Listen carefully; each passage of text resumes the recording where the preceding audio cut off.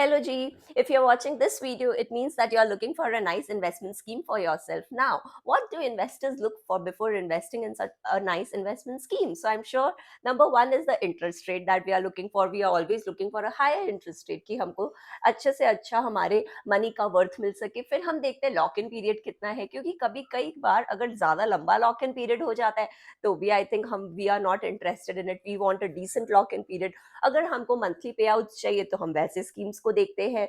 और हम कितने इजीली उस स्कीम में इन्वेस्ट कर सकते हैं. क्या हमको पोस्ट ऑफिस में जाके लाइन लगाना है, या हम ऑनलाइन भी किसी बैंक्स में या ऑनलाइन नेट बैंक कुछ भी मोड के through we can buy it. So I think these are the various important criteria that investors look for before investing in this scheme. So if you are looking for such a scheme, news for you, because today we are doing a new investment scheme called the RBI floating rate savings bond scheme. Now we will talk about this scheme. We will see what are its pros and cons. We will compare it with other schemes, and we will see if at the end of the video if it makes sense for you to invest in this scheme. So let's begin the video.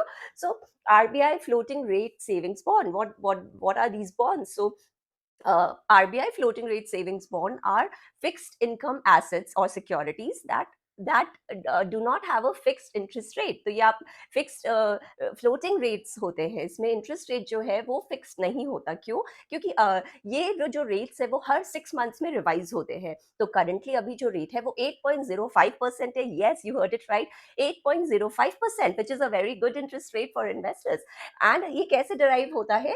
So it is revised, as I already said, every half year, and इसमें हम government NSC के base rate को लेती है और 35 basis point उससे higher होता है. सो अभी हमारे एनएससी का करंट रेट है 7.7%. सो दिस बॉन्ड रेट का interest rate works out to 8.05%. और अभी करंटली जो चल रहा है bond rate, it is around 7.35%. जी हाँ, क्योंकि 8.05% will start coming into effect from 1 July 2023. तो अगर अभी आप इसमें निवेश करेंगे तो you will get an interest rate of 7.35%. और अगर आप जुलाई तक वेट कर सकते हैं तो आपको मिलेगा 8.05%. सो 8.05% is a very good interest rate. So number one box check for investors, high interest rate. So the government of India is looking at deepening, widening its bond market, and is issuing such instruments, various instruments from time to time. And recently the government has also launched an online platform where investors like you can directly buy such bonds.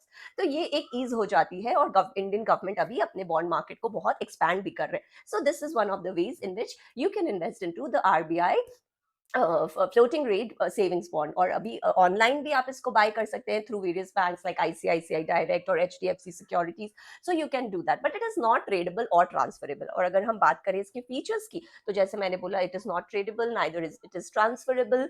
And you can invest in this bond with a minimum rupees of just 1000. तो minimum amount of investment is small. You can start with 1000 rupees, and therein you can invest in multiples of 1000 rupees only. But इसमें कोई maximum limit नहीं है. तो अगर आपके पास access funds है, आप जाइए और इसमें इन्वेस्ट करिए, क्योंकि इंटरेस्ट रेट आपका अच्छा है और फिर ये हर 6 मंथ्स में रिवाइज भी होता है. तो इस हिसाब से आप इसमें इन्वेस्ट कर सकते हैं मिनिमम ऑफ 1000 रुपीज. लेकिन इसका लॉक इन पीरियड 7 years है. तो 7 years के लॉक इन के लिए if you are ready to lock in your sum, you can do so. Because इसमें जो प्री मेच्योर विड्रॉवल है, that is only available for senior citizen. Yes, you heard it right, only premature withdrawal is available for senior citizen. और senior citizen में भी ये age bracket के हिसाब से, and they can only withdraw at the end of 4th year, 5th year and 6th year. So only these 3 years के and में ये सीनियर सिटीजन अपने अमाउंट को विड्रॉ कर सकते हैं, और बाकी हम लोग नहीं विड्रॉ कर सकते हैं. ऑल्सो ये इसमें भी अलग अलग बॉन्ड्स है. मतलब age wise they can withdraw. मतलब अगर 4th year में है तो आई थिंक इट इज, मतलब जो यंगर बैचेस है, यंगर एज है 60+ ग्रुप के, वो कर सकते हैं. Eight the end of 6th year जो 80 years के ब्रैकेट में आते हैं वो सीनियर सिटीजन कर सकते हैं.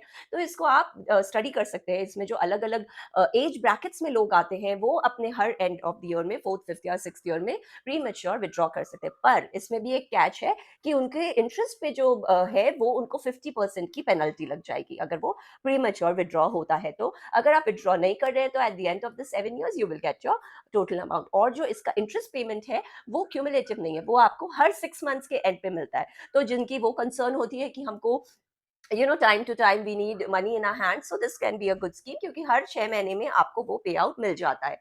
ऑल्सो सिर्फ इसमें इंडिविजुअल्स और एच अप्लाई कर सकते हैं, एनआरआईज के लिए ये स्कीम नहीं है। So these were the various features of the RBI floating rate savings bond. तो so number one pro for this F R Bs are its high interest rate. So interest rate at 8.05% is quite lucrative, and given that the government will keep the interest rate higher than NSE, it further makes it higher than what even it will remain higher even after the half yearly adjustments of the interest rate. Also, abhi aap comparable agar FDs dekhe from various PSU and private banks, it is around 6.5 to 7% for 7-year tenure. So agar aap us hisab se dekhe to interest rate काफी lucrative है, और for these RBI FRBs आप अगर अभी देखें तो 8% के range में केवल सीनियर सिटीजन सेविंग स्कीम और सुकन्या समृद्धि स्कीम है ओवर 8%। लेकिन उनके फिर आप वो हो जाते हैं, यूजर्स अलग है। सीनियर सिटीजन के लिए सिर्फ एससी सीनियर सिटीजन अप्लाई कर सकते हैं, एसएसएस के लिए सिर्फ गर्ल चाइल्ड के लिए अप्लाई कर सकते हैं।